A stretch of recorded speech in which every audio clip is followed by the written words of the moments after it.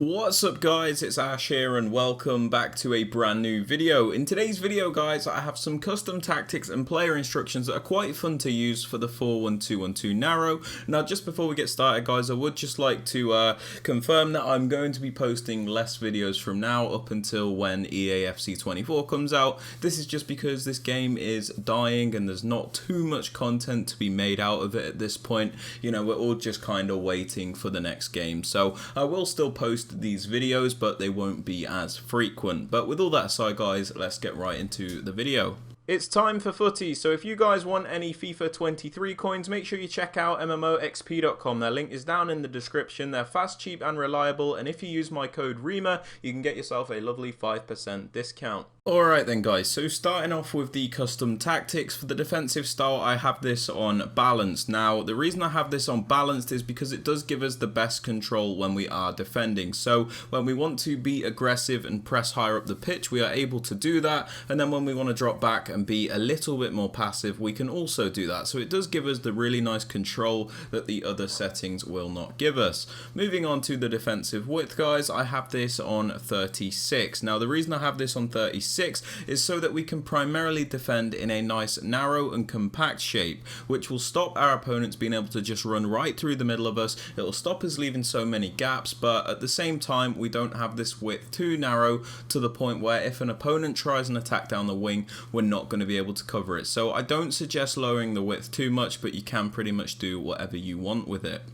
Now moving on to the depth guys, I have this on 67. Now the reason I have it on 67 is so we can win the ball higher up the pitch, which allows us to regain possession in those higher up areas. It stops us being too passive when we are defending, but the reason I go with like 67 as opposed to something like 75 is because I don't want my defensive line to be crazy high to the point where one through ball will always destroy me. It's still kind of balanced, which is why I do like it. Now moving on to build up play guys, this is not really suggested in most cases, but I do actually really like fast build up with this formation. It allows us to put together very quick attacks and utilize, you know, the passing ability and the speed of the players that we've got at this time of the game. That being said, if you feel more comfortable using balance, that is also fine. Just use whatever you are comfortable with. Moving on to chance creation guys, I do suggest direct passing. This is because it's the most meta option in the game. Basically our attacking players will like bunch up against the opposition defenders, making it very easy to isolate a certain player and take him on in a 1v1. This makes it very easy to create chances, and players will also make those extra movements in the box so you can get off the extra pass to guarantee those goals.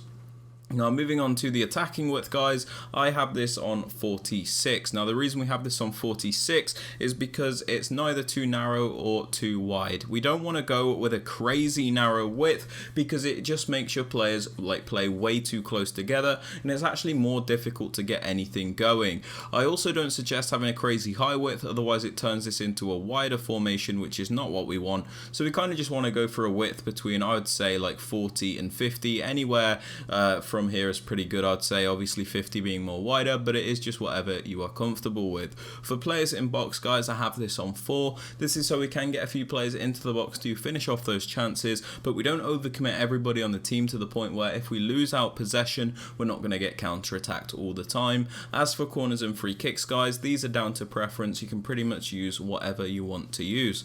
Now for the player instructions guys, on the strikers you can have them on stay central and get in behind, or have them on stay central mixed attack. I usually start the games by having these strikers on stay central and get in behind because a lot of the players that you will face don't track these runs as such, so this get in behind instruction can actually be very useful.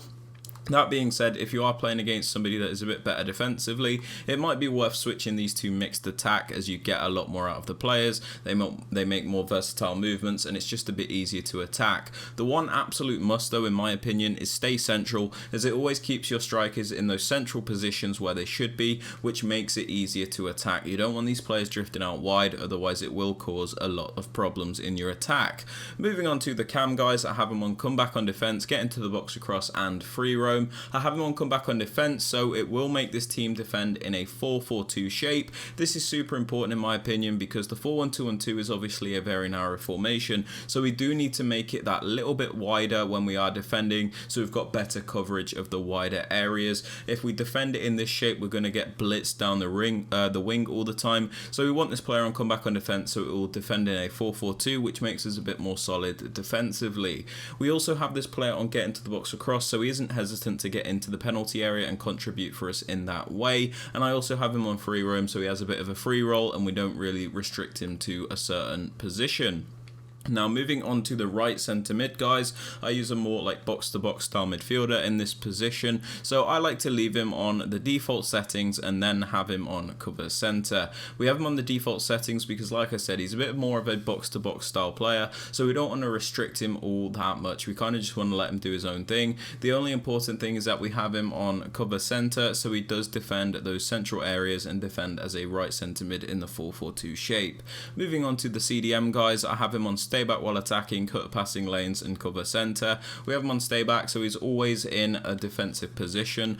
We don't want to lose the ball and have no midfielders back, so it is important that the CDM does stay back in my opinion primarily. You can take them on runs forward if you choose, but I like to have it on this by default. We also have him on cut passing lane, so he's always looking to intercept those passes, and then most importantly cover center, so he does defend as a left center mid in the 4-4-2 shape.